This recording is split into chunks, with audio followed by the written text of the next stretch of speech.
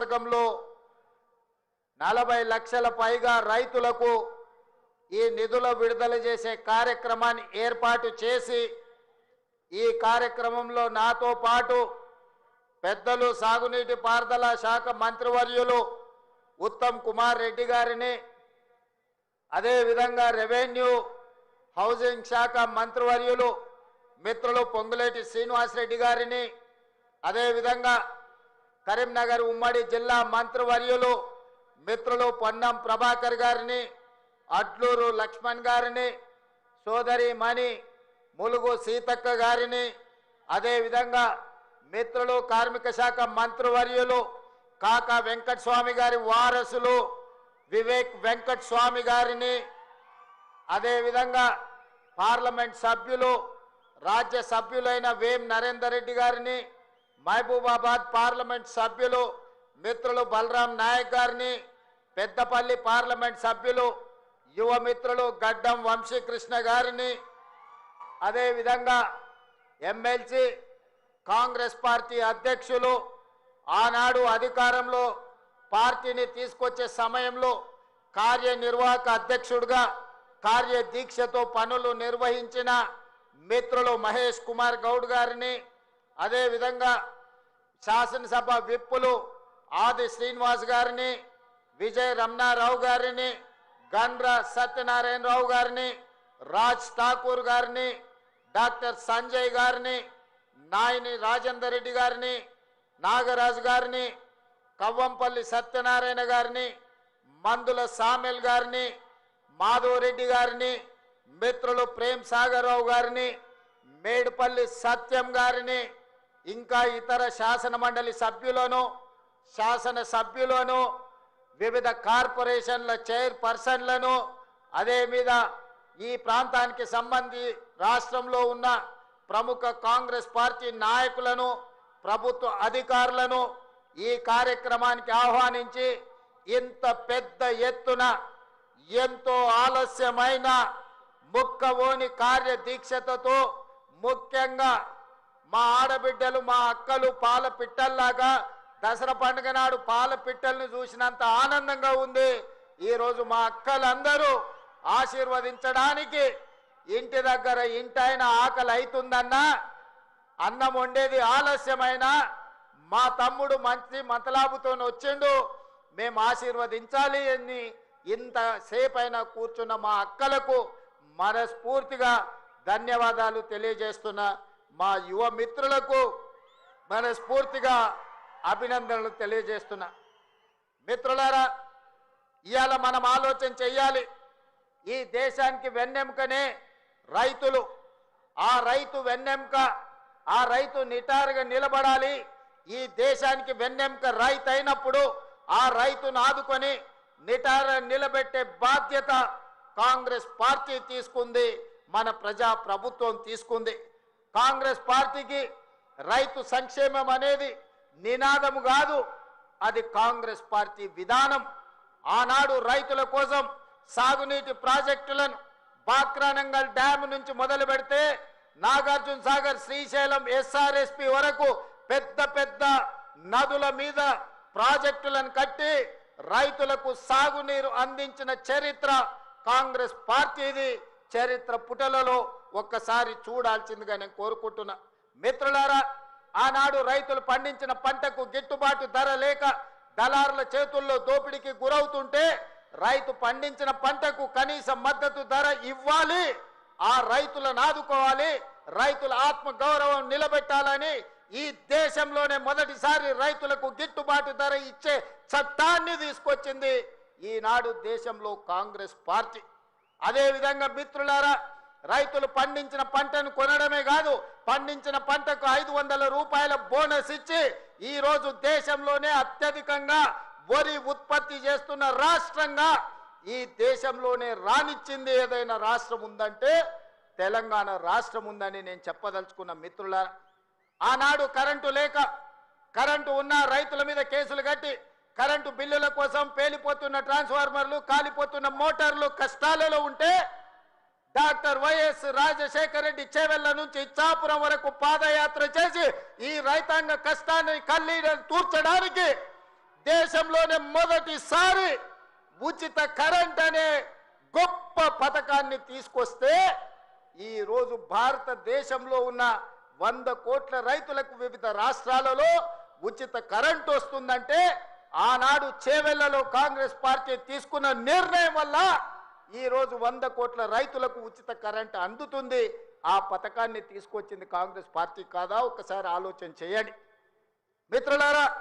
ఉచిత కరెంటే కావచ్చు, కనీస మద్దతు ధరే కావచ్చు, 500 రూపాయల బోనసే కాదు, అప్పుల్లో మునిగిపోయి ఆత్మహత్యలకు పాల్పడుతున్న రైతుల కోసం రైతు రుణమాఫీ చేయాలన్న ఆలోచనతోని ఆనాడు డాక్టర్ మన్మోహన్ సింగ్ గారు ఒక్క కలం పొడితో 72,000 కోట్ల రూపాయల రైతు రుణమాఫీ చేసి దేశం మొత్తం మీద రైతులను రుణ విముక్తులు చేసిన చరిత్ర ఆనాటిదైతే, ఈనాటి ప్రజాపాలనలో ప్రతి రైతుకు 2 లక్షల రూపాయల వరకు రుణమాఫీ చేస్తామని ఆనాడు నేను సమ్మక్క సారలమ్మ సాక్షిగా ములుగు నియోజకవర్గం నుంచి పాదయాత్ర మొదలు పెడితే మా మిత్రుడు ఉప ముఖ్యమంత్రి వర్యులు బట్టి విక్రమార్క గారు బోధు శాసనసభ నియోజకవర్గం ఆదిలాబాదులో నుంచి ఖమ్మం వరకు పాదయాత్ర చేసినప్పుడు 2 లక్షల రూపాయల రుణమాఫీ చేస్తామని మాటిచ్చి నేను మా మిత్రుడు బట్టి విక్రమార్క గారు తెలంగాణ రైతాంగానికి మాట ఇస్తే సంవత్సరం తిరిగే లోపలనే 25,35,000 మంది రైతులకు 21,000 కోట్ల రూపాయల రైతు రుణమాఫీ చేసి రైతులను రుణ విముక్తులను చేసిన చరిత్ర ప్రజాపాలన కాంగ్రెస్ పార్టీది. ఈ రోజు దేశానికే మనం ఆదర్శంగా నిలబడ్డాం మిత్రులారా. ఇవాళ ఆనాడు చెప్పిన మాటలు కాదు, చెప్పినవే అదే విధంగా ఈనాడు రైతు భరోసా పథకం 9 రోజుల్లో 9,000 కోట్ల రూపాయలు పోయినసారి రైతు ఖాతాల్లో వేసి తుమ్మల నాగేశ్వరరావు గారి అధ్యక్షతన రైతులకు రైతు భరోసా వేసినాం. ఈనాడు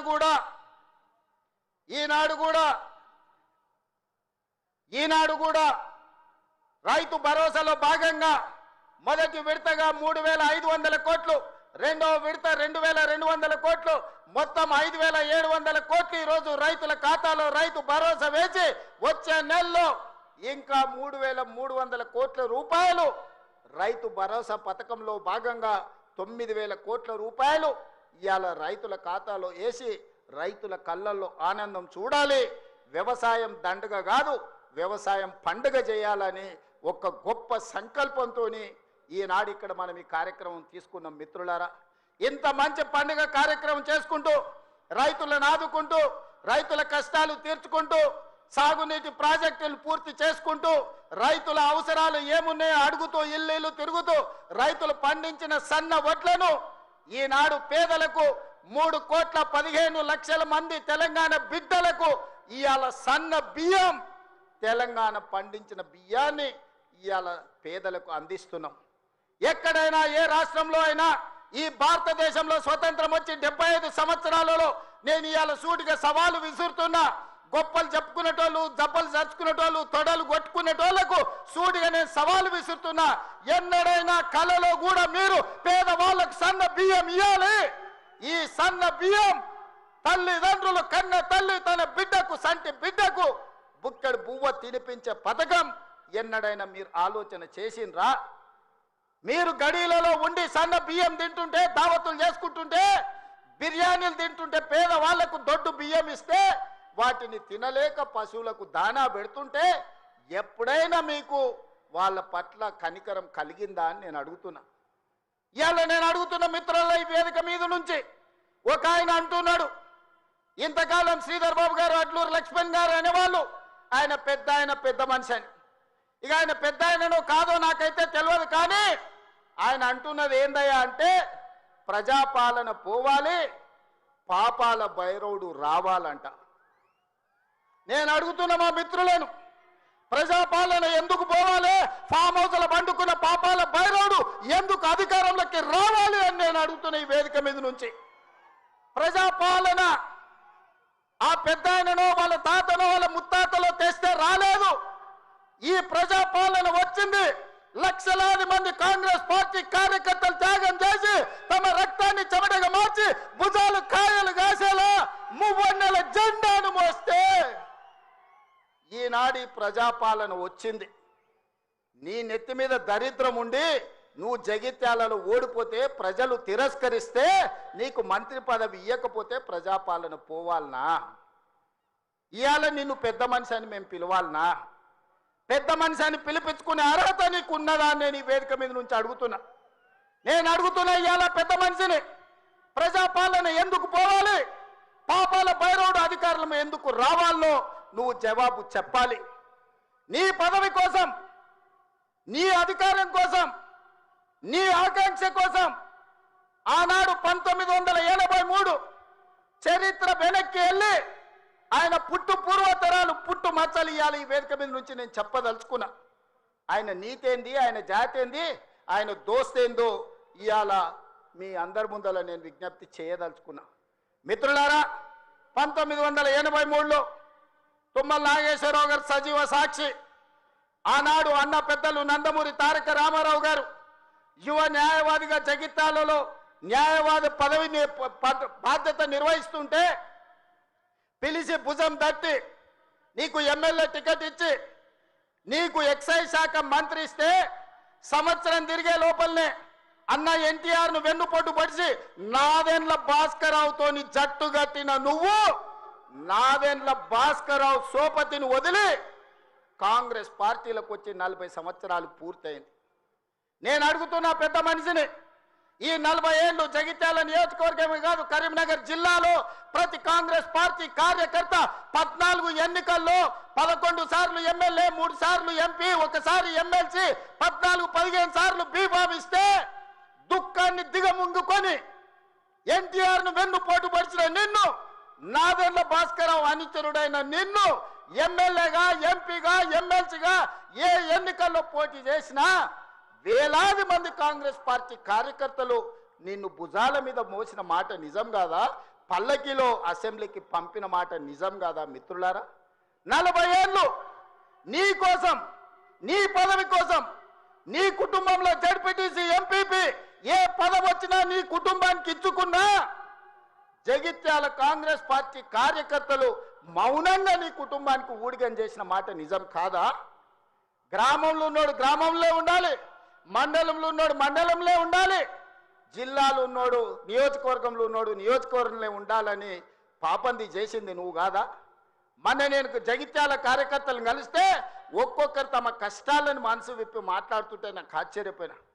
గాంధీ భవన్ చూసి ఒక నాయకుడు చాలా సంవత్సరాల తర్వాత మెట్రోలో పోతుంటే గాంధీ భవన్ కనిపిస్తే ఆనందంతో కన్నీళ్లు గారిని ఆనంద బాష్పాలు గార్చిన మెట్రోలో నన్ను ఇట్లా గాంధీ భవన్ చూసిన మా నాయకుడు ఎన్నో నన్ను గాంధీ భవన్కు తీసుకుపోలేదని చెప్తుంటే నాకు నిజంగా మనసులో కలుక్కుమన్నది. ఇట్లాంటి కర్కోటకులైన నాయకులు ఉంటారా అని. అలాంటి నాయకుని కూడా జగిత్యాల ప్రజలు 14 సార్లు బీమా ఇస్తే ఎన్నో సార్లు ఓడిపోయినా వదలకుంటేనే ఆయన వెనకాల నిలబడి, ఆయన అండగా నిలబడి ఆయన భుజాల మీద మోస్తే ఒక్క ఏడాది పదవి లేకపోతే మీ గుండెల మీద దాన్ని మిమ్మల్ని మోసం చేసి పారిపోతాడా అని నేను అడుగుతున్న మిత్రులారా. ఇది న్యాయమా? ఇదేనా నీ జాతి, నీ నీతి? ఈ వయసులో నువ్వు 40 ఏళ్ళు నీ జెండా మోసి నిన్ను మోసిన కార్యకర్తల గుండెల మీద దాన్ని మోసం చేసి శత్రువు సంతను చేరుతావా? శత్రువు సంకలు చేరి ప్రజాపాలన పోవాలంటావా? ఇట్లాంటోడు పెడితే పెళ్లి కోరుకున్నాడంట, పెట్టకపోతే సావు కోరుకున్నాడంట. ఇంతకంటే ఉదాహరణ ఇంకేమన్నా ఉందా? నేను అడుగుతున్న పెద్ద మనిషిని, ఈ ప్రజాపాలన ఎందుకు పోవాలి? 10,000 కోట్ల రూపాయల ఆడబిడ్డలకు మహాలక్ష్మి పథకం ద్వారా ఆర్టీసీలో ఉచితంగా అమ్మవారిని దర్శించుకోవాలన్నా, అమ్మగారి ఇంటికి పోవాలన్నా మా అక్కలందరినీ ఆర్టీసీలో ఉచితంగా ప్రయాణం ఇచ్చినందుకు ప్రజాపాలన పోవాలనా? తెలంగాణ ఉద్యమంలో సమితలైన శ్రీకాంతాచారి, వేణుగోపాల్ రెడ్డి, ఈశాన్ రెడ్డి కానిస్టేబుల్ కిష్టయ్య ఆదర్శంగా మొదటి సంవత్సరంలోనే 70,000 ప్రభుత్వ ఉద్యోగాలు ఇచ్చి గ్రూప్ 1, గ్రూప్ 2, గ్రూప్ 3, గ్రూప్ 4 డాక్టర్లను, ఇంజనీర్లను 70,000 ప్రభుత్వ ఉద్యోగాలు ఇచ్చినందుకు ఈ ప్రజాపాలన పోవాలనా? ఆనాడు ఒరేస్తే ఉరేసుకున్నట్టే అని మాట్లాడిన నువ్వు నీ ఫామ్ హౌస్లో 150 ఎకరాలలో ఒరేసుకొని 4,200 రూపాయల క్వింటాలు అమ్ముకొని నువ్వుంటే, రైతులు ఆత్మహత్యలు చేసుకుంటుంటే 8,000 కొనుగోలు కేంద్రాలను తెరిచి ఉత్తమ్ కుమార్ రెడ్డి గారు 2,58,00,000 మెట్రిక్ టన్నులు ప్రతి సంవత్సరం ఒడ్లు కొన్నందుకు ప్రజాపాలన పోవాలనా?